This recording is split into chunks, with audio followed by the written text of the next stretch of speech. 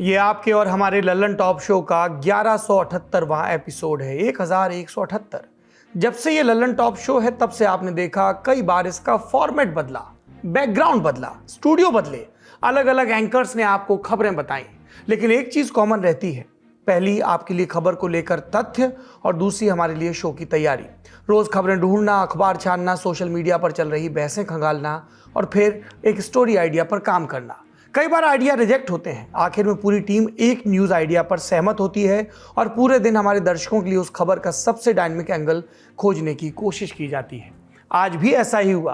पहले चर्चा हुई कानपुर वाली खबर करनी चाहिए, फिर बात हुई कि अडानी ग्रुप और हिंडनबर्ग मामले की जो सुनवाई सुप्रीम कोर्ट में चल रही है और केंद्र सरकार का जो इसमें पक्ष आया है, आज उसके बारे में बात की जाए। काम शुरू करते इतने में खबर आई कि दुनिया भर की खबर देने वाले बीबीसी के दफ्तर में कुछ हो गया है। किसी ने कहा दफ्तर में छापा पड़ा है, किसी ने कहा रेड हुई। तब तक बिल्कुल नहीं पता था कि किसने छापा मारा और क्या मामला है। यह भी नहीं मालूम था कि खबर सही है कि नहीं। हमने बीबीसी में अपने कुछ जानने वालों को फोन किया तो पता चला कि खबर सही है। बीबीसी के दिल्ली दफ्तर पर आयकर विभाग का छापा पड़ा। एम्प्लॉइज का फोन जब्त कर लिया गया, दफ्तर को सील किया जा रहा है, ऑफिस में मौजूद कंप्यूटर सिस्टम्स को भी कब्जे में लिया जा रहा है और उन सिस्टम्स के पासवर्ड भी लिखवाए जा रहे हैं। तब तक बीबीसी के सोशल मीडिया हैंडल्स पर कोई भी ऐसा अपडेट नहीं था, लेकिन कुछ एक न्यूज़ चैनलों पर फ्लैशेस दिखने लगे कि बीबीसी के दिल्ली और मुंबई के दफ्तरों में आयकर विभाग का सर्वे चल रहा है। क्या है सर्वे और छापे के बीच की कहानी? क्या कोई इसका संबंध डॉक्यूमेंट्री से है जो नरेंद्र मोदी के गुजरात के मुख्यमंत्री रहते बनाई गई, गुजरात के दंगों पर बनाई गई? क्या इसका असर भारत की वैश्विक छवि पर पड़ेगा एक ऐसे बरस में जब G20 की हम अध्यक्षता कर रहे हैं? क्या यह राजनीतिक बदले से की गई कार्रवाई है या फिर जैसा कि सत्ता पक्ष कह रहा है एक रूटीन काम है, या फिर सत्ताधारी पार्टी कह रही है कि भारत की छवि के खिलाफ कोई साजिश चल रही है? इन सारे बिंदुओं पर बात करेंगे। नमस्कार, मेरा नाम सौरभ द्विवेदी है और आप देखना शुरू कर चुके हैं लल्लन टॉप शो, जिसमें आज बात बीबीसी पर पड़े आईटी सर्वे की, जिसकी चर्चा से पूरे दिन सोशल मीडिया और राजनीतिक फिरके पटे रहे। सरकार बोली वित्तीय अनियमितता का मामला है, विरोधी कह रहे हैं अघोषित आपातकाल है। घड़ी की सुई 12 के कांटे से टकराई ही थी कि यह खबर आ गई। आयकर विभाग के 10 से 15 अधिकारी दिल्ली में बीबीसी के दफ्तर पहुंचे। दफ्तर शहर के मरकज कनॉट प्लेस में है। इसके अलावा मुंबई में बीबीसी के 2 दफ्तर हैं, एक बांद्रा कोटला कॉम्प्लेक्स में जिसे बंबईया भाषा में बीकेसी कहते हैं और दूसरा दफ्तर खार में। बीकेसी वाले दफ्तर में छापा पड़ा और खार वाले दफ्तर में कर्मचारियों को आने से मना कर दिया गया। यह भी सूचना आई। छापे की खबरों के बाद हमारे दिल्ली के दफ्तर से बीबीसी के दफ्तर रवाना हुए रिपोर्टर अभिनव और उन्होंने ये नज़ारा देखा। जब आपके आसपास ढेर सारे कैमरा मौजूद हो और एक ऐसे गेट बंद हो और मीडिया का जमावड़ा हो तो समझ जाना चाहिए कि यहाँ पे कुछ बड़ा हुआ है। हुआ दरअसल ये है कि दिल्ली में कनॉट प्लेस के पास जो बीबीसी इंडिया का दफ्तर है, उसके दफ्तर पर इनकम टैक्स का सर्वे चल रहा है। इनकम टैक्स की टीम 10 से 15 अधिकारी बताए जा रहे हैं, वो बीबीसी इंडिया के इस दफ्तर में, इस बिल्डिंग में अंदर मौजूद है और आसपास बहुत सारी भीड़ लगी हुई है। मीडिया के कैमरे के साथ लोगों के लिए भी कौतूहल का विषय है कि इतनी भीड़ क्यों लगी है। ये जो सामने आपको इमारत दिख रही है, इसी इमारत के अंदर बीबीसी का ऑफिस है। ये इसमें हिंदुस्तान टाइम्स का भी ऑफिस है और बीबीसी का भी ऑफिस है। 5वें और 6ठे मंजिल पे 2 मंजिल पे बीबीसी का दफ्तर है, जहां पर इस समय इनकम टैक्स की कार्रवाई चल रही है। इनकम टैक्स की टीम सुबह के 11:30 बजे यहाँ पर आती है और उसके बाद इस गेट को बंद कर दिया जाता है। अभी आप अंदर के प्रीमाइसेस को देखेंगे तो जो बाकी कंपनियों के दफ्तर हैं उनके लोग आ जा सकते हैं, और लेकिन मीडिया के कैमरे को अंदर जाने से रोक दिया गया है। यहाँ पे अंदर जाने की मनाही है, गेट बंद है। उधर से भी दूसरा गेट है, उसको भी चेक किया जा रहा है बाकायदा कि कौन लोग आ रहे हैं, कौन लोग जा रहे हैं। सुबह के 11:30 बजे IT की टीम यहाँ पर पहुँचती है और उसके बाद जब अंदर गई छापेमारी के लिए, या छापेमारी शब्द का इस्तेमाल यहाँ पे करने से मना किया जा रहा है, क्योंकि जो IT की तरफ से, जो सरकार के सूत्रों की तरफ से खबर आ रही है, वो ये कह रहे हैं कि इसको छापा या रेड नहीं कहेंगे, इसको सर्वे कहेंगे, जो एक रूटीन प्रोसेस का हिस्सा है। ये सरकार का पक्ष है, सरकार की दलील है। दफ्तर के बाहर की तस्वीरें आपने देखी, एक वीडियो दफ्तर के अंदर से भी आया। संभवतः किसी ने अपने फोन से उस वक्त बनाया जब इनकम टैक्स डिपार्टमेंट के अधिकारी अंदर घुस रहे थे। वीडियो में दिखा इनकम टैक्स अधिकारी और बीबीसी कर्मचारियों के बीच थोड़ी बहस हो रही है। छापे की खबरों के 3 घंटे के बाद बीबीसी की प्रतिक्रिया आई। बीबीसी न्यूज प्रेस टीम ने ट्वीट किया, आयकर अधिकारी हमारे नई दिल्ली और मुंबई के कार्यालयों में हैं और हम उनका पूरा सहयोग कर रहे हैं। हम उम्मीद करते हैं कि यह स्थिति जल्द से जल्द सुलझ जाएगी। चूंकि बीबीसी का मुख्यालय लंदन में है तो इसे यूनाइटेड किंगडम सरकार के सूत्रों के हवाले से भी कहा गया कि वो सर्वे की रिपोर्ट पर बारीकी से नजर रखे हुए हैं। यह तो रहा उनका पक्ष। राजनीति अभी बाकी थी। बीबीसी पर कार्रवाई हुई तो आरोप लगे कि केंद्र सरकार के दबाव के चलते यह छापा पड़ा। कांग्रेस ने पार्टी के आधिकारिक हैंडल से ट्वीट किया कि पहले बीबीसी की डॉक्यूमेंट्री आई, उसे बैन किया गया और अब इस पर आईटी का छापा पड़ गया। ये अघोषित आपातकाल है। प्रेस की अभिव्यक्ति की स्वतंत्रता जो लोकतंत्र की आत्मा है, मोदी सरकार को बर्दाश्त नहीं। एक डॉक्यूमेंट्री बीबीसी ने बनाई है मोदी जी के बारे में। भरपूर कोशिश की सरकार ने कि उसका प्रदर्शन न होने दे। मोदी सरकार ने आज सुबह से, कल जैसे ही खत्म हुई संसद, आयकर के छापे पड़ना शुरू हो गए। बीबीसी डॉक्यूमेंट्री का बनना, छापे, दोनों का समय कोइंसिडेंस नहीं है, इत्तेफाक नहीं है, सोची समझी है चाल कि जो आवाज उठेगी उसे हम दबाएंगे, डराएंगे, धमकाएंगे।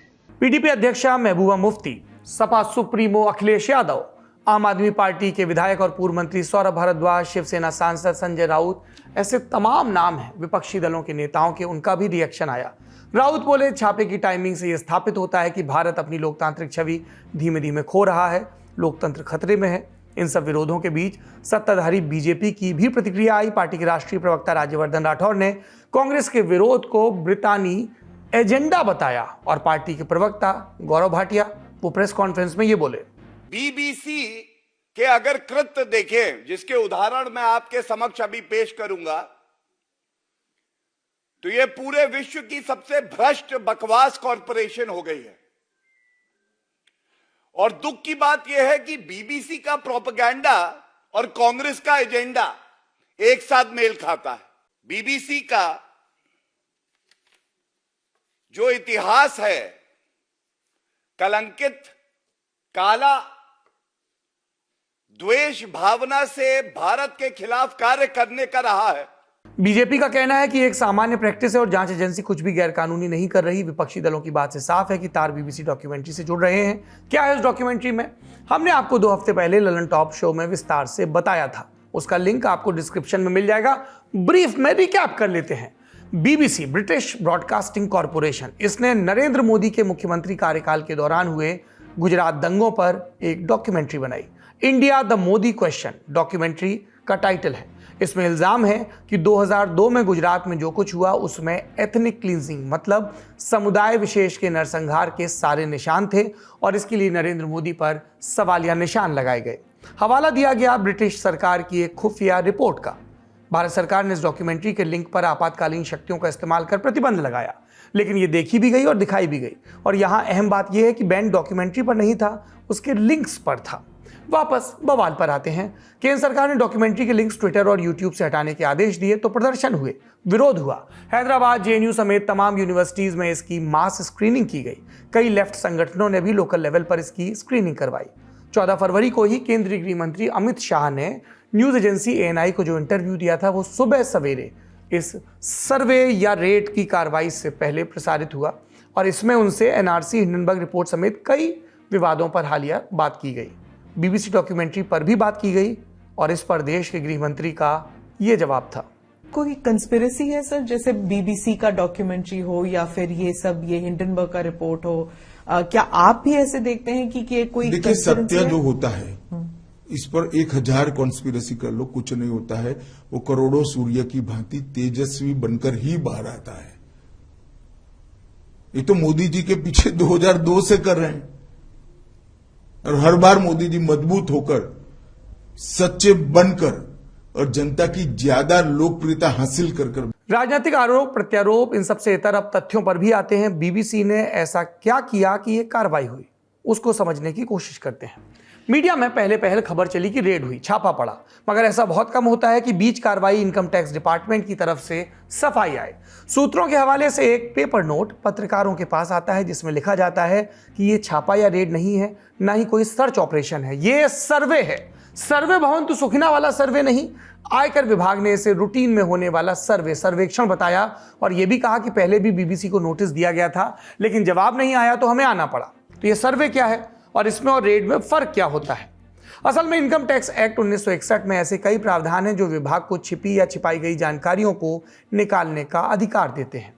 आयकर अधिनियम की धारा 133 से जो एक अधिकृत अफसर को अपने जुरिडिक्शन के अंदर आने वाले किसी भी व्यवसाय या पेशे से जुड़े किसी भी स्थान में घुसने की अनुमति देती है अगर उस जगह के खाते की किताबों या अन्य दस्तावेजों, नकदी, स्टॉक या बाकी कीमती वस्तुएं अमुक कार्रवाई के लिए प्रासंगिक हो सकती हैं तो विभाग को उन्हें सत्यापित करने का भी हक है। और क्या हक है? आयकर अधिकारी सर्वे के दौरान किसी भी नकदी, स्टॉक या अन्य कीमती सामान की सूची बना सकता है, सर्वे परिधि में किसी का भी बयान दर्ज करवा सकता है, दस्तावेजों पर पहचान के निशान लगा सकता है, दस्तावेजों के हिस्से या उसकी प्रतियों की मांग कर सकता है। लेकिन इसमें जरूरी है कि अधिकारी ऐसा करने के कारणों को रिकॉर्ड कराए और किसी भी खाता बुक को 15 दिन से ज्यादा जब्त करने के लिए प्रिंसिपल चीफ कमिश्नर या चीफ कमिश्नर लेवल के अधिकारी से लिखित अनुमति ली जाए। इसमें बता दें, जब्ती का प्रावधान केवल वित्त अधिनियम 2002 के बाद ही आया है। अब कर लेते हैं रेट की बात। रेट को इनकम टैक्स एक्ट की भाषा में कहते हैं इनकम टैक्स सर्च। अधिनियम की धारा 132 में सर्च को परिभाषित किया गया है। धारा 132 के तहत आयकर विभाग किसी भी इमारत में प्रवेश करते समय उसका निरीक्षण कर सकता है जहां विभाग के पास ये मानने के कारण हो कि किसी के पास अघोषित आय, धन या संपत्ति है। अगर किसी व्यक्ति या संस्था को नोटिस भेजी गई हो कि वो खुद पेश हो या अमुक दस्तावेज पेश करें और वो ना आए, ये सर्च तब भी की जा सकती है। तो दोनों में बड़ा महीन अंतर है, लेकिन आम लोग तो रेड और सर्वे को एक ही समझते हैं। गांव देहात में तो छापा ही कहते हैं, पर इनमें अंतर है। मोटे तौर पर कहें तो सर्च या रेड सर्वे से ज्यादा गंभीर मामला है। हमने आपको पहले ही बताया, सर्वे केवल अधिकारी को सौंपे गए जुरिडिक्शन की सीमाओं के अंदर ही किया जा सकता है, रेड कहीं भी पड़ सकती है। एक और जरूरी अंतर, सर्वे केवल काम के दिनों या जिन्हें हम बिजनेस आवर्स कहते हैं उसके दौरान ही किया जा सकता है, जबकि रेड सूर्योदय के बाद किसी भी दिन हो सकती है और प्रक्रिया पूरी होने तक जारी रहती है। सर्वे को आयकर अधिनियम बनने के 3 साल बाद 1964 में एक संशोधन के बाद जोड़ा गया था। इनकम टैक्स विभाग ने कहा बीबीसी पर ट्रांसफर प्राइसिंग रूल और मुनाफे के डाइवर्जन का मामला है और यह भी कि बीबीसी पर महज सर्वे किया गया, कोई सर्च या रेड नहीं। इस तरह का सर्वे आईटी डिपार्टमेंट की सामान्य प्रक्रिया है और सर्वे से पहले बीबीसी को कई नोटिस दिए गए लेकिन उन्होंने पालन नहीं किया। बड़ा टेक्निकल टर्म और भारी भरकम मालूम। ट्रांसफर प्राइसिंग नियमों के तहत पालन न करना, हस्तांतरण मूल्य निर्धारण या ट्रांसफर प्राइसिंग मानदंडों का लगातार उल्लंघन करना और जानबूझकर मुनाफे की राशि को डाइवर्ट करना, ये शब्दावली हमारी भी समझ से परी थी, इसलिए हमने विद्वानों से संपर्क किया। इंडियन इनकम टैक्स के अंतर्गत ट्रांसफर प्राइसिंग रूल्स होते हैं जो कि इनकम टैक्स लॉ सेक्शन 92 से 90F तक बताए गए हैं। इन रूल्स के हिसाब से कोई भी दो कंपनियां जब आपस में डील करती हैं, खासकर जब वो एक कंपनी यहां पर हो और एक विदेश में हो, या उसी कंपनी की एक विदेश में डिवीजन हो और एक इंडिया में डिवीजन हो, और वो एक दूसरे को ही बिलिंग करती हैं, यानी कि एक दूसरे के ग्राहक और वेंडर बन जाती हैं, सप्लायर और वेंडर। तो जो कीमत वो उससे चार्ज करती हैं, यानी कि अपनी ही कंपनी से या अपनी ही डिवीजन से जब आप कीमत चार्ज करते हैं तो वो टैक्स बचाने के लिए ये कीमत कई दफे बढ़ा के चार्ज कर ली जाती है, जिससे कि भारत में इसका टैक्स ना देना पड़े, यानी कि यहां जो खर्चे बुक किए उस कंपनी के वो ज्यादा कर लिए। इसको ट्रांसफर प्राइसिंग कहते हैं, इसको प्रॉफिट शिफ्टिंग भी कहते हैं, और ये टैक्स इवेजन के तरीकों में, यानी कि टैक्स की चोरी के तरीकों में गिना जाता है। और इसके लिए आपको साल में जिन कंपनी ट्रांसफर प्राइसिंग लागू होती है उनको साल में कंप्लायंस करनी होती है, उनको समय समय पर आयकर विभाग को बताना भी पड़ता है, जो कि बीबीसी ने शायद नहीं किया है, जिसके कारण से उनके ऊपर सर्वे किया जा रहा है, यानी कि उसने भारत में अगर ये एलिगेशंस प्रूव होते हैं तो भारत में टैक्स इवेजन माना जाएगा। ट्रांसफर प्राइसिंग के अंतर्गत एक विदेश में बैठी कंपनी और एक भारत में बैठी कंपनी, या एक ही कंपनी के विदेश में बैठी डिवीजन और भारत में डिवीजन एक दूसरे के ऊपर खर्चे के बिल रेस करते हैं, यानी कि वो उसका कस्टमर बन जाता है और ये उसका सप्लायर बन जाता है। तो अगर कोई विदेशी कंपनी भारतीय कंपनी के ऊपर वहां से बिल रेस करती है और वो बिल में जो कीमत है वो मार्केट में जो उस चीज की कीमतें होती है उससे ज्यादा है, इसके वायलेशन को कहते हैं not being at arms length, यानी कि एक डिवीजन ने दूसरे डिवीजन को बिलिंग करी और जानबूझ के ज्यादा करी, जिससे कि यहां पर टैक्स ना देना पड़े। इसको ट्रांसफर प्राइसिंग रूल्स के वायलेशन कहते हैं।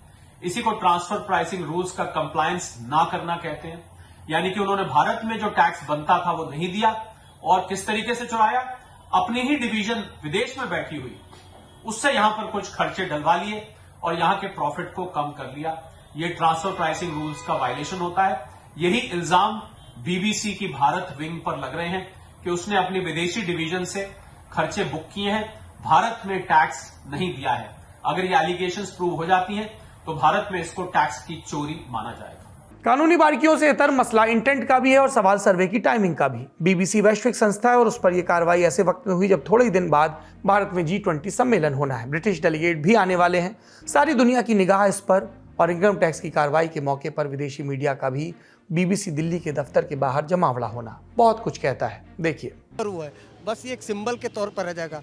बीबीसी डॉक्यूमेंट्री की बात होगी, जो रिएक्शन की बात होगी, खबर की बात, जो खबर पकड़ता है, तो अब इसी की रिएक्शन की जो आप भी डॉक्यूमेंट्री एक कीवर्ड बन जाएगा। तस्वीर दिखाना चाहता हूँ, किसी संस्थान पर रेड पड़ना क्या इतनी बड़ी खबर है जो कि ग्लोबल मीडिया आके कवर करे। अभी आप देखिए एएफपी का लोगो, ये एएफपी के जर्नलिस्ट हैं। अगर अंतर्राष्ट्रीय मीडिया आकर के कैसी खबर यहाँ कवर कर रही है तो आप समझ रहे। अभी इन्होंने कहा ना कि ये एक ऐसी खबर है जिसमें रेड से ज़्यादा सब कुछ है।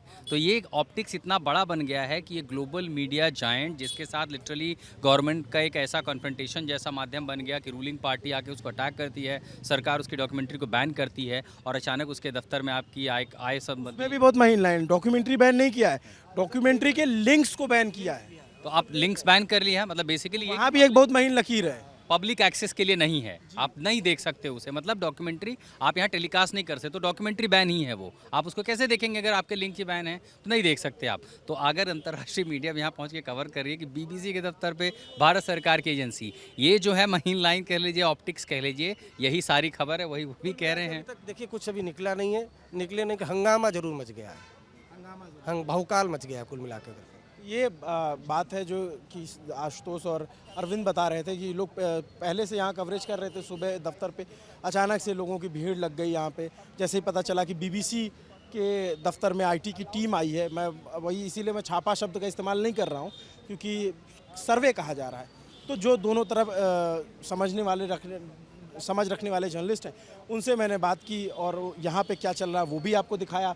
और बीबीसी के इस सर्वे का, बीबीसी के दफ्तर में इस तरह की टीम आने का, जाहिर सी बात है कि जो लोकल पॉलिटिकल रिएक्शन आए हैं उससे ज़्यादा अभी जैसे जैसे टाइम होगा कि टाइमिंग का फ़र्क है, तो ये लंदन से भी रिएक्शंस आएंगे।